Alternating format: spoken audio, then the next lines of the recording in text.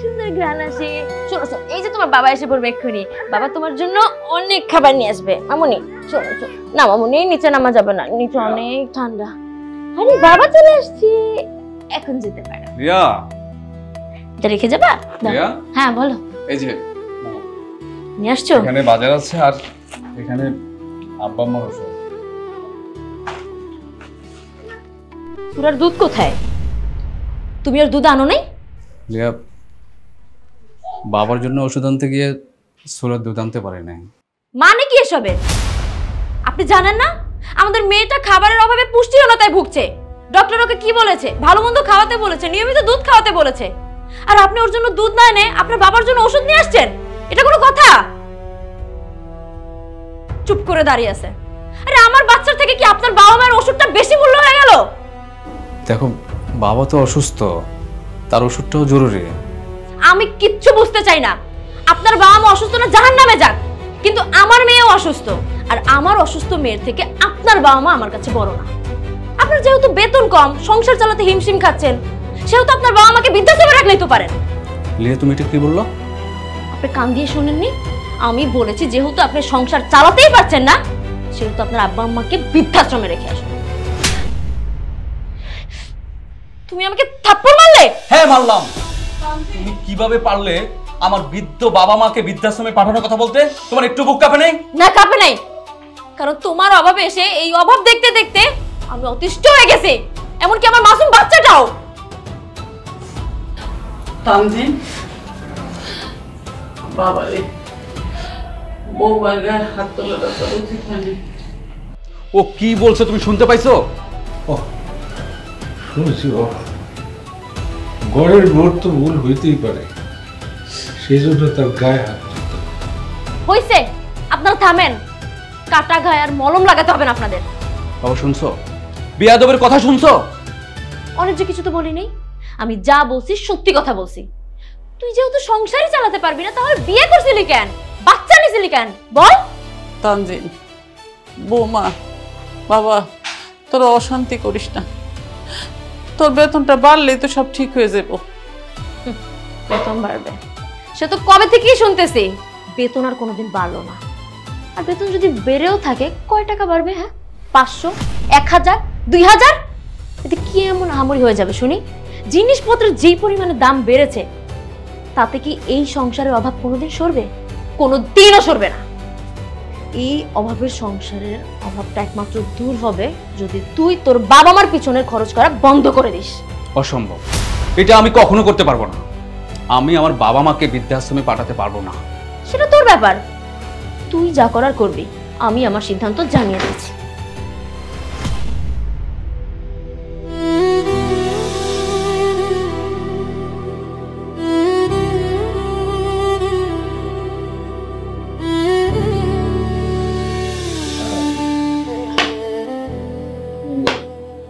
এত কষ্ট করে তুমি নিজে ভাত নিয়ে আসো।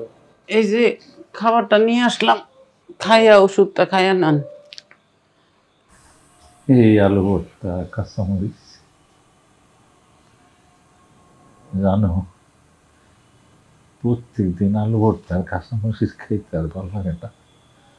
মনটা চাই একটু ভালো মন্দ দিয়ে দুটো ভাত খাই। কি আর করবেন, পোলাটা তো এত কষ্ট করে কোনো কিছু করতে পারতেছে না, পোলাই উঠতে পারতেছে না। অনেক চেষ্টা তো করতেছে, নাতনিটার দুধটা পর্যন্ত আনতে পারে নাই। কষ্ট বুঝি, কি করবো কম, আমারও তো কিছু নাই।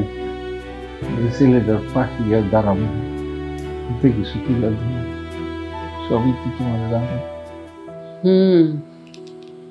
সেটাই ভাবতেছি, আমরা নিজেরাও যদি একটা কাজ কাম কইরা ওর একটু সাহায্য করতে পারতাম, তাইলে ওর একটু উপকার হইতো। অসুস্থ মানুষ, হাঁটা চলা করতে কষ্ট, এই বয়সে আমার কে চাকরি দিবে? সেটাই তো কথা, আমিও তো সেটাই চিন্তা করি। এই বয়সে আম করে কেদায় কাজ দিব, কিন্তু যদি একটা কাজকর্ম করতে পারতাম, তাহলে আমার পোলাটার একটু সাহায্য হইতো। খাই না, খাই না।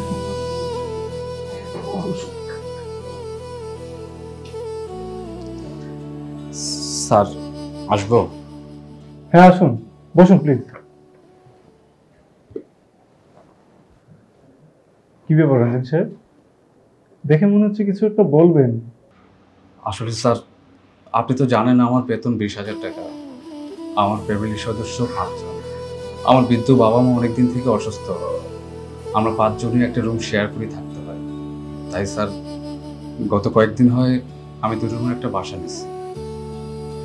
আমার বাসা ভাড়া, অফিসের যাতায়াত বিল, দুপুরের লাঞ্চ, বাসার বিদ্যুৎ বিল, পানির বিল, গ্যাস বিল দিয়ে 20,000 টাকা দিয়ে আমি আর পারতেছি না স্যার।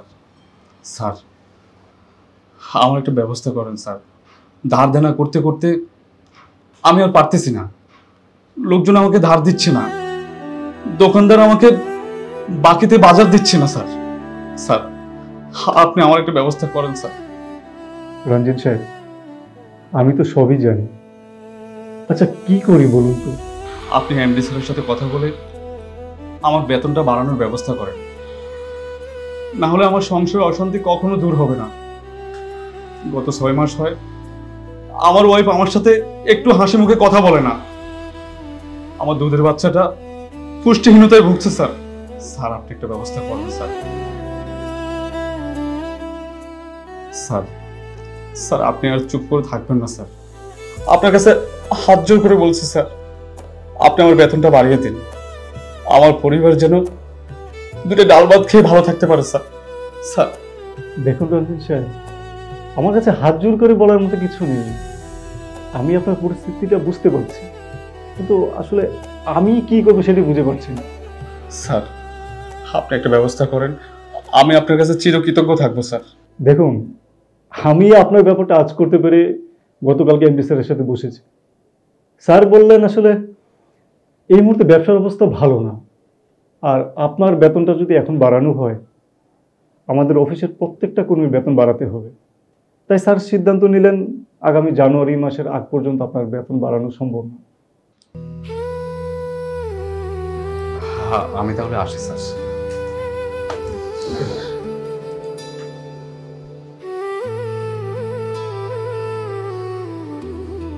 আম্মু, এই যে নাও। কি ব্যাপার লিয়া, দাঁড়ায় আছো কেন? খাবার খাও, আম্মা আব্বাকে দাও, আমাকে দাও। খাওয়ার জন্য একবারে কোরমা, পোলাও, মাংস টেবিলে সাজিয়ে রাখছো। সবাইকে সার্ভ করবো, আমি নিজেও খাবো। এসব আলু ভর্তা, ডাল এগুলা খেতে খেতে আমার পেটে চর পড়ে গেছে। এগুলো খাওয়া তো দূরে থাক, এখন দেখলেও বমি আসে যাচ্ছে। দেখো লিয়া, আমি তো সংসারটা চালানোর জন্য চেষ্টা করতেছি। সংসার চালানোর জন্য আমি হেঁটে অফিসে যাই, হেঁটে আসি। আচ্ছা, তোমার এসব ড্রামাবাজ কথাবার্তা বলে বলে তুমি আজীবন আমাকে আলু ভর্তা খাওয়াই রাখবা, তাই না? লিয়া, তুমি বোঝার চেষ্টা করো, এমন করো না। আমাদের সারা জীবন অভাব থাকবে না, একদিন না একদিন আমাদের ভালো দিন আসবে।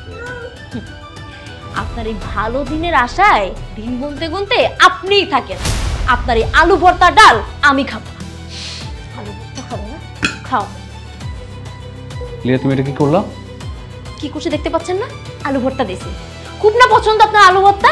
আপনি সারা জীবন আলু ভর্তা খান, তোমার বাপ মারে নিয়েও খায়।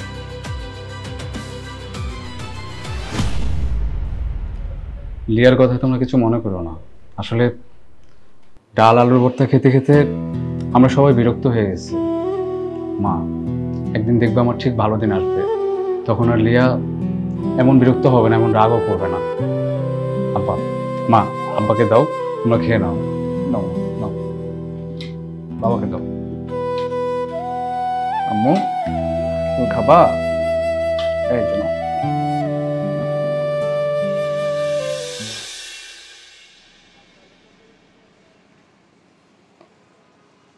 এই বুড়ি, কি চাও? ভিক্ষা? আমার এই বাড়িতে ভিক্ষা কেউ দেয় না, বুঝতে পারছি। আরে যায় কলিং বেল যাবার দরকার নেই, যাও অন্যদিকে যাও। বাবা, আমি ভিক্ষার লেগে আসিনি, আমার একটা কাজ দিতে পারবা? কিসের কাম? ওই যে মানুষের বাড়িতে কাজ করে না, ওই কাজ। ওরে আমার আল্লাহ রে, তুমি করবা বুয়ার কাম? হ্যাঁ, তুমি কি আমার লগে মস্করা করো? তোমার যে অবস্থা শরীরের, হ্যাঁ, তোমারে কাজ দিলে তো উল্টা কাজ তোমারে চাইবা ধরবো, তুমি তো মুড়া যাইবে গা। আমার শরীরের অবস্থা দেখে তুমি মনে করছো আমি কাম করতে পারব না? আমি কাম করতে পারব, কোনো সমস্যা নেই। আমার একটা কাজের ব্যবস্থা করে দাও না বাপ। চাচি, আপনি জানতো আপনার যদি আমি কাজ দিতে চাই উল্টা আমার জুতা পিটা করবো, আপনার জন্য কাজ নেই চাচি। কাজটা আমার খুব দরকার বাবা। আপনি জানতো, আপনি অন্যদিকে যান।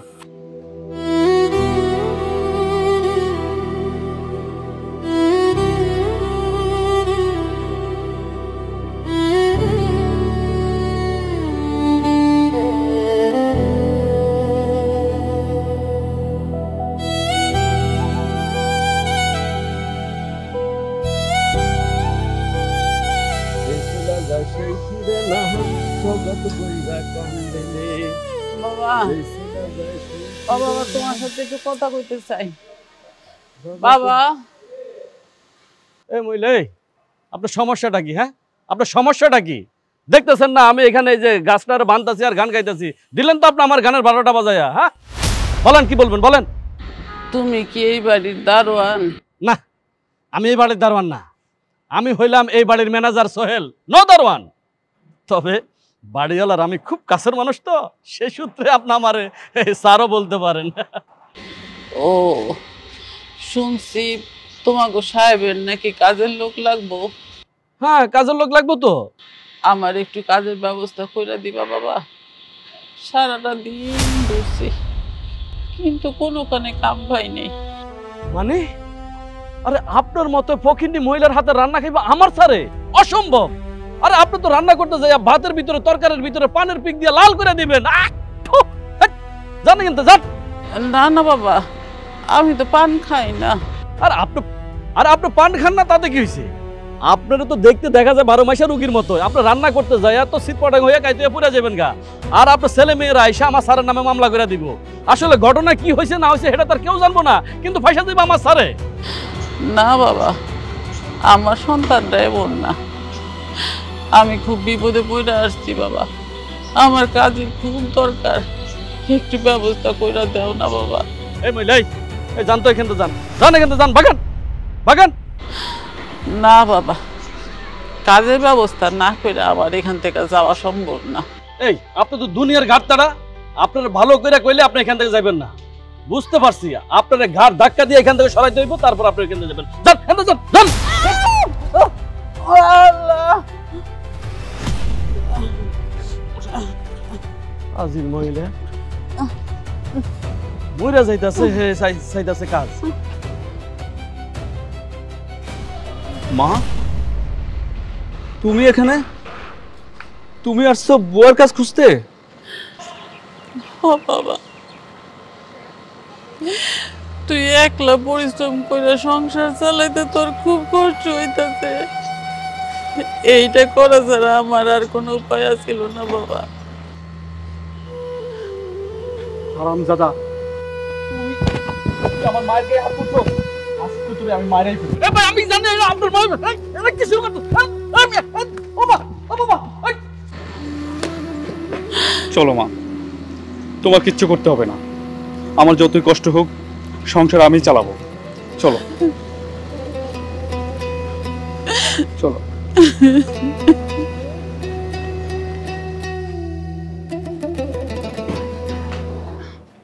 বৌমা, কি ব্যাপার? তুমি দাদু ভাইরে নিয়ে কই যাইতেছো? কি ব্যাপার লিয়া, তুমি সুরাকে নিয়ে কোথায় যাচ্ছ?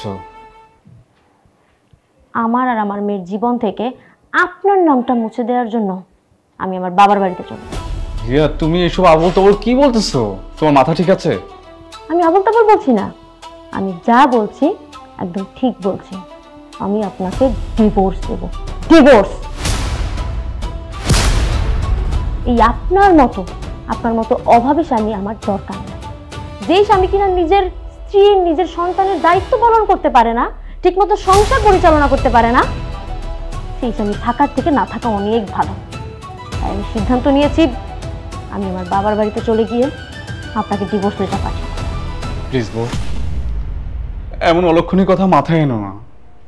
ফলে আমাদের সন্তানের ভবিষ্যৎ নষ্ট হয়ে যাবে। কি বললেন আপনি? আরে আপনি যদি আমাদের জীবনের সাথে থাকেন তাহলে আমার মেয়ের জীবনটা অনেক আগেই নষ্ট হয়ে যাবে, কারণ টাকা পয়সা ছাড়া একটা বাচ্চা মানুষ করা যায় না। আপনি যে আপনার বাচ্চার জীবন নষ্ট হওয়ার কথা বলছেন, আপনি কিভাবে আপনার বাচ্চাকে পালবেন শুনি? আপনার টাকা আছে নাকি কাগজ দিয়ে পালবেন? প্লিজ বউ, প্লিজ, আমি তোমার কাছে হাত জোড় করে বলতেছি, তুমি ভুল করে এমন ডিসিশন নিও না। বৌমা, রামদিন ঠিক কথাই কইছে, আমাকে কথা না হয় বাদই দাও, কিন্তু আমার দাদু ভাই তোমার মেয়ে, তার কথাটা চিন্তা করে হইলেও তুমি থাইকা যাও, তুমি যাও না বৌমা। আপনারা যে যত যাই বলেন না কেন, আমি থাকবো না। বৌমা, আমি মুরব্বী, তোমার শ্বশুর, আমি তোমার অনুরোধ করতেছি, তুমি রাগের মাথায় কোনো সিদ্ধান্ত নিও না। রাগের সিদ্ধান্তে ভালো কিছু হয় না। দেখো সব ঠিক হয়ে যাবে। দরকারে আমরা সাহায্য করি। চুপ করেন তো। আপনারা যে কি করবেন এতদিনে আমি হাড়ে হাড়ে টের পেয়েছি, আর আমি এখানে না থাকলে তো কারো কোনো সমস্যা হবে না, তাই না? তাই আমিই চলে যাচ্ছি। বৌমা, তুমি একটুখানি সময় দাও, দেখবা রামদিন সব কিছু ঠিক করে দিছে। তুমি অমত করো না, বিশ্বাস করো, আমরা সবাই চাই যে তুমি ভালো থাকো, সুখী থাকো। বৌমা, আর চুপ করে থাকো না, আমাকে মুখের দিকে তাকায় একটা কিছু বলো। 1 মাস, 1 মাস সময় দিলাম। এই 1 মাসের মধ্যে যদি সবকিছু ঠিক না হয় তাহলে আমি আমার মেয়েকে নিয়ে এই বাড়ি থেকে সত্যি চলে যাব। সেদিন আমাকে কেউ আটকাতে পারবে না।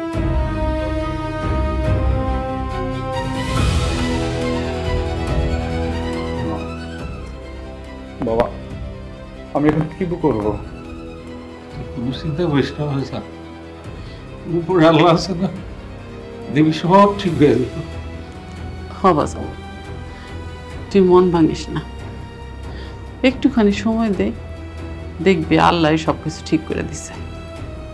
ঠিক আছে মা, তোমরা আমার ভুল বুঝো না, আমার পাশে থেকে তাই যেন হয়। রামদিন ভাই, রামদিন ভাই, ওই ভাই খারান খারান। ওই বেটা, তোরা তো জবান খারাপ করে, হ্যাঁ? মানিক ভাই, আপনি তো তুই তো করে করতেছেন কেন? আপনি তো সবসময় আমার সাথে রামদিন সাহেব বলে কথা বলতেন, আজকে এমন করতেছেন ভাই, বিষয়টা কিন্তু আমার একবারই ভালো লাগে না। ওই বেটা, তোর ভালো না লাগলে আমার কি? আমার দায় আসে?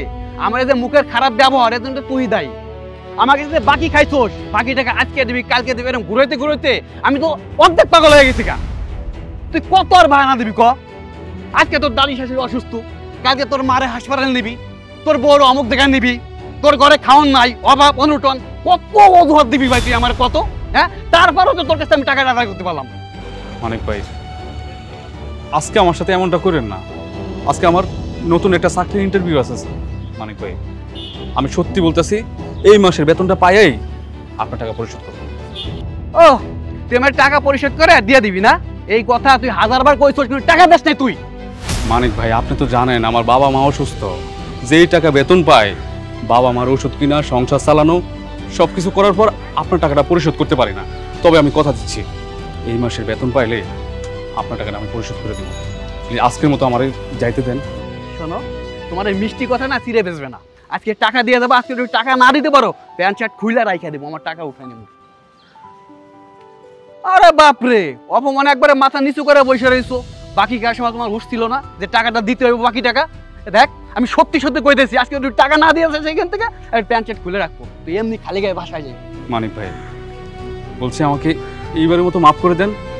আমি সত্যি আপনাকে কথা দিতেছি, আমি এই মাসে বেতন পাইলে আপনার টাকাটা আগে পরিশোধ করবো। আমাকে আজকে যাইতে দেন ভাই, আমার চাকরির ইন্টারভিউ আছে ভাই। আচ্ছা ঠিক আছে, এবার একটা কথা কইতেছ মানতেছি, কিন্তু এরপরে যদি কথা নড়চড় হয়, অপমান যে কত বড় করে কি কি আমাকে যে জানবি, বুঝছস? ঠিক আছে ভাই, নষ্ট হবে না, আমি দিয়ে দিব ভাই, দিয়ে দিব। দেখলে ভদ্র মনে হয়, টাকা দেওয়ার সময় হুঁশ নাই, মানে দোকানে নি মাগনা নিয়ে বসি, নগদ একটা মাল আনার বাকি এক একজন খাই যাইব। টাকা দিয়ে দেবো, আর যদি টাকা না দিতে পারো প্যান্ট শার্ট খুলে রাখতে হবে, তোমার টাকা আমাকে যে বাকি খাইছো, বাকি টাকা আজকে দিবি কালকে দিবি, এরকম ঘুরাইতে ঘুরাইতে আমি তো অর্ধেক পাগল হয়ে গেছি। তুই কত আর বাহানা দিবি ক? 1 মাস সময় দিলাম। এই 1 মাসের মধ্যে যদি সবকিছু ঠিক না হয় তাহলে আমি আমার মেয়েকে নিয়ে এই বাড়ি থেকে সত্যি চলে যাবো।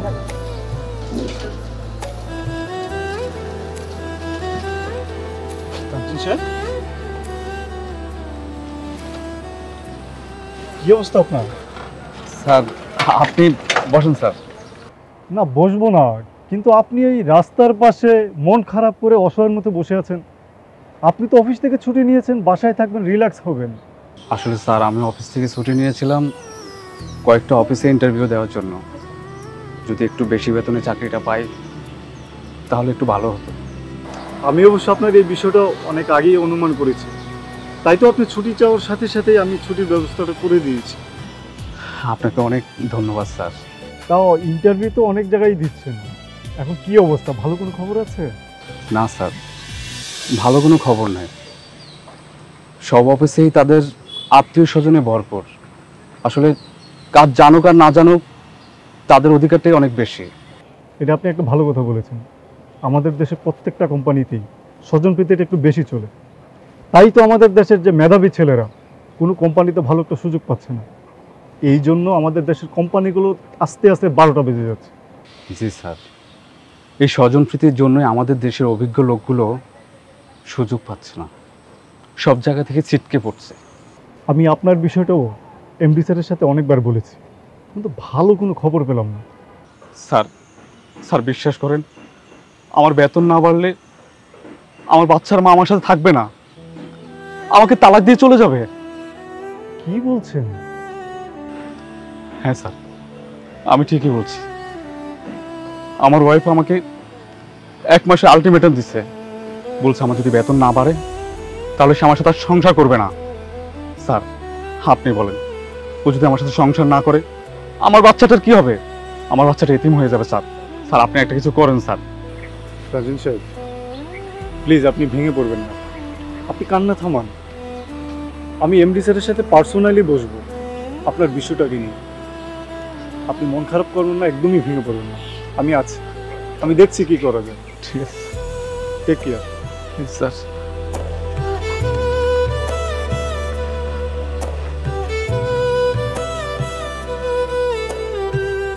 আম্মু কি করো তুমি? তুমি খেলো করতেছো, ফুল নিচ্ছ? বাহ, এটা নিয়ে খেলো। হ্যাঁ, আম্মু কোথায়?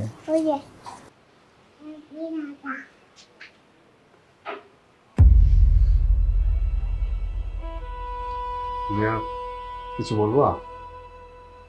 এসেছি যেহেতু বলার জন্যই এসেছি। 1 মাস হতে আর মাত্র 3 দিন বাকি, কিন্তু আপনার মধ্যে তো উন্নতির ছিটে ফোটাও দেখছি না। নাকি আমি উকিলকে ফোন দিয়ে ডিভোর্স লেটারটা রেডি করতে বলবো? কি ব্যাপার, চুপ করে আছো কেন? কথা বলো, অযথা সময় কেন নষ্ট করছো? লিয়া, তুমি না আমাকে ভালোবেসে বিয়ে করছো, আমাকে ছেড়ে যেতে তোমার একটু কষ্ট হবে না? না, লাগে না। সংসারে যখন অভাব আসে তখন আর ভালোবাসাটা কাজ করে না। কথা আছে না, অভাব ঘরের দরজায় আসলে ভালোবাসা জানলা দিয়ে পালায়। সেটাই হয়েছে আমার ক্ষেত্রে। বুঝতে পেরেছি তোমার দ্বারা আর উন্নতি সম্ভব না, তুমি পারবে না। আমি এক্ষুনি উকিলকে ফোন দিয়ে ডিভোর্স লেটারটা রেডি করতে বলছি। লিয়া, লিয়া প্লিজ প্লিজ কল দিও না। তুমি আমাকে ছেড়ে যাওয়ার জন্য এত তড়িঘড়ি করতেছো কেন? এখনো তো 3টা দিন সময় আছে, 3-4 দিন অপেক্ষা করো। ঠিক আছে, 27 দিন যেহেতু অপেক্ষা করতে পেরেছি, 3 দিনও পারবো। তবে এই 3 দিনের জায়গায় 4 দিন হবে না, কথাটা যাতে মাথায় থাকে। সুরা, চলো বসো।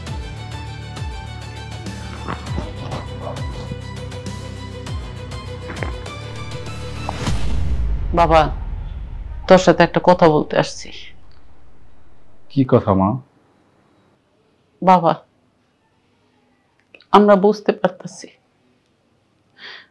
তুই অনেক কষ্ট করতেছিস, অনেক পরিশ্রম করতেছিস, কিন্তু কোনো দিকে কোনো ভুল করতে পারতেছিস না। এইভাবে যদি চলতে থাকে তাহলে বৌমারও তুই একদিন হারাবি, তাহলে তো আরো সর্বনাশ হয়ে যাব। মা, আমি যে আর কোনো উপায় পাচ্ছি না। সেই উপায়ের কথাই তোরে বলতে আসছি। আমরা না থাকলে তোর তো বাঁচা ভরা কইবা যাবো। তুই বৌমারে লইয়া একটা রুমে ভালো মতো থাকতে পারবি। যদি আমার জন্য তোর মনটা খুব খারাপ লাগে, খুব যদি দেখতে ইচ্ছা করে, আমার দেখে আসবে। বাবা, তোমরা কি বলতেছো? আমি কিছুই বুঝতেছি না। বাবারে, তুই আমার গরিব বৃদ্ধাশ্রমে রাইখা দিয়ে আয়। কি বললো মা? তোমাকে আমি বৃদ্ধাশ্রমে রেখে আসবো? আমরা না থাকলে তোর খরচ তো অনেক কমে যাবে। অবনটন নিয়ে যে অশান্তি সংসারে, এই অশান্তি তো থাকবো না। বৌমা, আমার দাদু বাইরে নিয়ে তুমি ভালো থাকবো, ভালো থাকবো। বাবা, আমি তোমাদের একমাত্র সন্তান। আমি তোমাদের বৃদ্ধাশ্রমে রেখে আসতে পারবো না। আমাকে এমন ভাবে অনুরোধ করো না। আমি এই কাজটা করতে পারবো না। আমি মরে গেলেও পারবো না। বাবা, তুই মন খারাপ করিস না। আমি আর তোর বাবাই তো যাই না শুনে সিদ্ধান্তটা নিছি। আমরা বৃদ্ধাশ্রমে থাকলে কোনো অসুবিধা হইব না, আমরা খুব ভালো থাকবো। পরিবার পরিজন ছাড়া বৃদ্ধাশ্রমে কোনো বাবা মাই ভালো থাকে না। যদি কেউ বলে ভালো থাকে, ওটা মিথ্যে কথা। বাবারে, তুই কান্দিস না। আমরা তো সুখের লেগে হাজার কষ্ট সহ্য করতে পারবো। আমার কোনো কষ্ট হবে না বাবা। তুই তো একটু সুখে থাকতে পারবি, এই নেই চাই। না বাবা, না। আমি আমার জন্মদাতা বাবা মাকে বৃদ্ধাশ্রমে রেখে আমি কখনো ভালো থাকবো না। তোমরা আর ভুল করেও এমন কথা আমার সামনে তুলবা না। বাবারে, তুই কেন বুঝতেছস না? আমরা তো নিজের থেকে রাজি হয়েছি। আল্লাহ তোর উপরে নারাজ হইব না। যাই বলো না কেন মা, আমি এটা মানতে পারবো না। তোমরা আমাকে ক্ষমা করে দিও না। আমাকে ক্ষমা করো।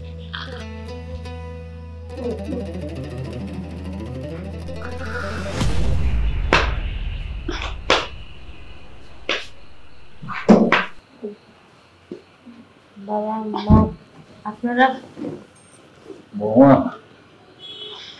তোমার কাছে খুব গুরুত্বপূর্ণ একটা কথা বলতে আসছি। হ্যাঁ বলেন। মানে কথা রইল কি, আমার পাগল ছেলেটা তোমার একটু বুঝাইতে হবে, যাতে আমাকে দুজন এসে বৃদ্ধাশ্রমে রেখে আসে। বাবা, আপনি সব কি বলছেন? বৃদ্ধাশ্রমে দিয়ে আসবে মানে? হব, আমরা দুইজনে অনেক চিন্তা ভাবনা করে দেখছি এই সংসারের অভাব দূর করার জন্য। এটা ছাড়া অন্য কোনো পথ না। তাই বলে আপনারা নিজেরা এরকম সিদ্ধান্ত নেবেন? দেখুন, আমি আপনাদের কাছে ক্ষমা চাইছি। ওই দিন হয়তো আমি আপনাদেরকে বৃদ্ধাশ্রমে পাঠানোর কথা বলেছিলাম, কিন্তু বিশ্বাস করেন মা, আমি মন থেকে বলিনি। এই অভাবের তাড়নায় আমি রাগের মাথায় বলে ফেলেছি। আপনারা তো আমারও বাবা মা, তাই না? তাছাড়া আমি এটাও জানি যে আপনাদের ছেলে আপনাদের খুব আদরের সন্তান। বৌমা, সব ঠিক আছে, কিন্তু এই সংসার চালাইতে যায় আমার ছেলেটা যেভাবে ঋণে জর্জরিত, এটাতে তো আমি অস্থির হয়ে গেছি। শুনলাম পাওনাদাররা তারা পথে ঘাটে অপমান করে, দোকানদার নানান কথা বলে। এটা সহ্য হয় না। তুমি যাতে আমাদের দুইজনে বৃদ্ধাশ্রমে রেখে আসে, তাতে তোমাকে সংসারটা অনেক খরচ করে দেব। তাই বলে আপনারা সত্যি বৃদ্ধাশ্রমে চলে যাবেন? এটা মানা যায় না বাবা, আমি মানতে পারবো না। বুঝতেছ না কেন? আমরা তো চিরদিনের জন্য যাইতেছি না। আমার ছেলেটার পরিস্থিতি ভালো হইলে, অবস্থার উন্নতি হইলে আমরা নিয়ে আসবো, অসুবিধা কি? হ্যাঁ, ও তো যখন খুশি তখনই আমরা নিয়ে আসতে পারবো, কোনো সমস্যা হইব না। ঠিক আছে, আমি চেষ্টা করব, দেখি আপনাদের ছেলেকে বোঝানো যায় কিনা। কিন্তু ঠিক আছে না, তুমি ছেলে একটু ভালো করে বুঝতে যাচ্ছি যাচ্ছি। চলো।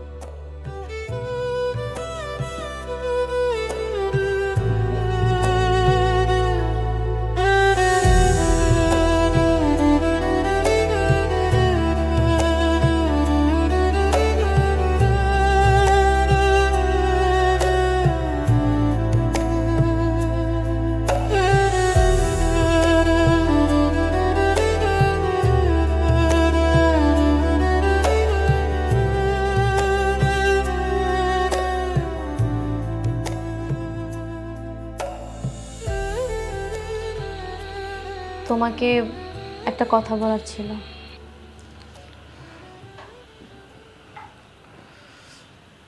বলো। কথাটা কিভাবে বলবো বুঝতে পারছি না, ভয়ও করছে, বিবেকেও লাগছে। তবে এটা কিন্তু আমার মনের কথা না, তোমার বাবা মা নিজেরাই বলেছেন। তারা আমার কাছে এসে আমাকে অনেক অনুরোধ করলো, বললো যে তোমাকে যেন একটু বোঝাই। তারা চাচ্ছেন তুমি তাদেরকে বৃদ্ধাশ্রমে দিয়ে আসো। আবার এটাও বললো যে তোমার যখন পরিস্থিতি একটু ভালো হয়ে যাবে, আর্থিক অবস্থাটা একটু সচ্ছল হবে, তখন তুমি আবার তাদেরকে নিয়ে আসলে। দেখো, জন্মদাতা বাবা মাকে বৃদ্ধাশ্রমে রেখে আসা যে কতটা কষ্টের, একটাবার কি তুমি ভেবে দেখেছো? দেখো, আমি সবই বুঝি, কিন্তু বাবা মা তো তোমার ভালোই চায়। তারা হয়তো তোমার কষ্ট দেখতে পারছেন না, আর তারা এমনভাবে আমাকে অনুরোধ করে বলল, তাই আমি তোমাকে বললাম। আমারও মনে হচ্ছে যে তাদেরকে যদি একটু রেখে আসো কিছুদিনের জন্য, তারপরে না হয় তোমার অবস্থা একটু ভালো হলে আবার নিয়ে আসলে। দেখো, বাবা মা এটাকে আমাকেও বলছে, এখন আবার তোমাকে বলছে আমাকে বোঝানোর জন্য। এদিকে আমি আমার কোম্পানিতে আমার বেতন বাড়ানোর জন্য অনেক চেষ্টা করছি, কয়েকটা কোম্পানিতে ইন্টারভিউ দিছি, যদি বেশি বেতনে চাকরিটা হয়ে যায়। কোনো দিকে কোনো ব্যবস্থা করতে পারিনি, আমি ব্যর্থ হয়েছি। লিয়া, আমি নিরুপায়,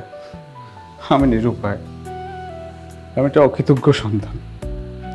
আমি পারিনি। আমার বাবা মাকে বৃদ্ধাশ্রমে দিয়ে আসতে হবে। একটা কাজ করো, আমি কালকে অফিস থেকে 2 ঘন্টার জন্য ছুটি নেব। তুমি বাবা মার ব্যাগ ট্যাগ গোছায় রেখো, আমি বাবা মাকে বৃদ্ধাশ্রমে দিয়ে আসবো। ঠিক আছে, তাহলে এটাই করো। ইমার্জেন্সি কিছু বলবেন? হ্যাঁ স্যার, আজকে আমাকে 2 ঘন্টা আগে ছুটি দিতে হবে। কেন? কারণ আমি নিরুপায় স্যার। অভাবের কাছে হার মেনে জন্মদাতা পিতামাতাকে আজকে আমি বৃদ্ধাশ্রমে রেখে আসবো। কি বলছেন আপনি? আপনার জন্মদাতা পিতামাতাকে আপনি বৃদ্ধাশ্রমে রেখে আসবেন? পারবেন আপনি? পারবো স্যার, আমাকে পারতে হবে, কারণ আমি হেরে গেছি। এই শহর ইট পাথরের শহর, দুর্নীতিবাজদের শহর, ঘুষখোরদের শহর, ধান্দাবাজদের শহর। আমাদের মতো 20-30 হাজার টাকা ইনকাম করা মধ্যবিত্তদের জন্য এই শহর না স্যার। স্যার, একটাবার ভাবছেন যে শহরে প্রতিদিন জিনিসপত্রের দাম বাড়ে, প্রতি 6 মাস পর পর বাসা ভাড়া বাড়ে, আর আমাদের মতো চাকরিজীবীদের বেতন বাড়ে বছরে একবার 1000 টাকা। যার কারণে আমাদের মতো চাকরিজীবীরা স্ত্রী সন্তানের মুখে খাবার তুলে দিতে পারলেও জন্মদাতা বাবা মায়ের মুখে খাবার তুলে দিতে হিমশিম খাচ্ছে। আপনার কথা শুনে আমি না, আমার মুখের ভাষা আমি হারিয়ে ফেলছি।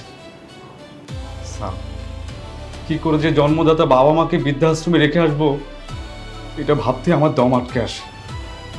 বাবা মা নিরুপায় হয়ে বৃদ্ধাশ্রমে যাওয়ার জন্য অপেক্ষা করছে। স্যার, এই দৃশ্যটা যে কতটা ভয়ঙ্কর আপনাকে বলে বোঝাতে পারবো না।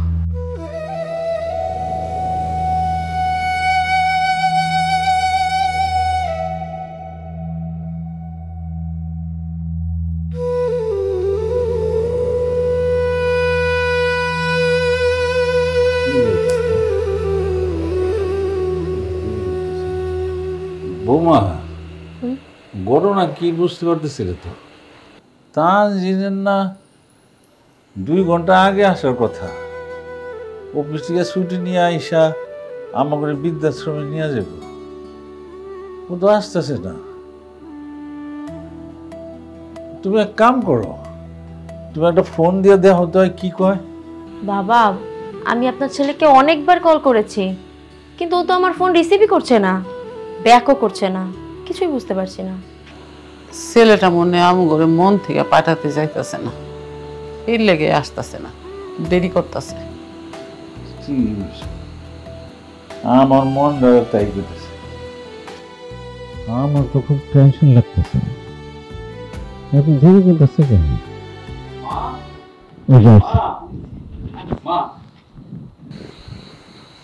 কি রে বাবা, তোর এমন লাগতেছে কেন? আরে এত রাত করছিস কেন? আমরা তো সেই কখন থেকে রেডি হয়ে বসে রয়েছি। তুই আমাকে বৃদ্ধাশ্রমে নিয়ে যাবি না? বাবা, তোমাদের আর বৃদ্ধাশ্রমে যাওয়া লাগবে না। কেন? ও বুঝছি, এতদিন আমগরে আলু ভর্তা আর ডাল দিয়ে ভাত খাওয়াইছিস তো, তাই একদম ভালো মতন খাওয়াইয়া তারপরে কালকে বিদায় করবি, তাই না? না মা, আমি তোমাদের কোনোদিনও বৃদ্ধাশ্রমে পাঠাবো না। এইটা কি করস? তাহলে তো সংসার চলবো কি হবে? বাবা, এই যে দেখো আমি আজকে বাজার করে আনছি, প্রত্যেক দিন এইভাবে বাজার করে আনবো, আর এইভাবেই আমার সংসার চলবো। কিন্তু কিভাবে বাবা? মা, আমি আজকে থেকে অফিস শেষে প্রতিদিন 2 ঘন্টা রিক্সা চালাবো। তাহলে আমাদের কষ্ট করতে হবে না। তুমি সব কি উল্টোপাল্টা কথা বলছো? তুমি সারা দিন ডিউটি করো, ডিউটি শেষে আবার রিক্সা চালাবে? জানাবো, সারাদিন অফিস করে রিক্সা চালিয়ে যে কষ্ট পাই, তার চেয়ে বেশি কষ্ট পাবো আমার বাবা মাকে বৃদ্ধাশ্রমে রেখে আসলে। আমি সব কষ্ট সহ্য করতে পারলেও এই কষ্ট সহ্য করতে পারবো না। আমি দিন রাত পরিশ্রম করে আমার বাবা মায়ের মুখে একটু খাবার তুলে দিতে পারলেই আমার সারাদিনের কষ্ট আমি ভুলে যাব। বাবারে, আমার অনেক বড় সৌভাগ্য যে আমি তোর মতন সন্তান পেটে ধরেছিলাম। তোমার মতো এত ভালো মনের একজন স্বামী পাওয়া সত্যি ভাগ্যের ব্যাপার। আমিও ভাগ্যবতী। আমি জানি তুমি আমার জন্য অনেক কষ্ট পেয়েছো। আমি তোমাকে তোমার বাবা মা নিয়ে নানান কিছু বলেছি, তুমি আমার কথায় কিছু মনে করো না, আমাকে ক্ষমা করে দাও। লিয়া, তোমার কোনো দোষ নাই, সব ছিল অভাবের দোষ। অভাব আসলে খুবই নির্মম। বৌমা, আমি না, তোমরা খারে রয়েছো কে? আমার ছেলে বাজার করে নিয়ে আসছে, মুরগি আনছে, মাছ আনছে, রান্না করো, আমরা সবাই একসাথে খাবো, একসাথে। নেও বৌমা, তুমি বাজারটা নেও, নিয়ে রান্না করে যাও, আমি আইতাছি। আজকে একসাথে চলো।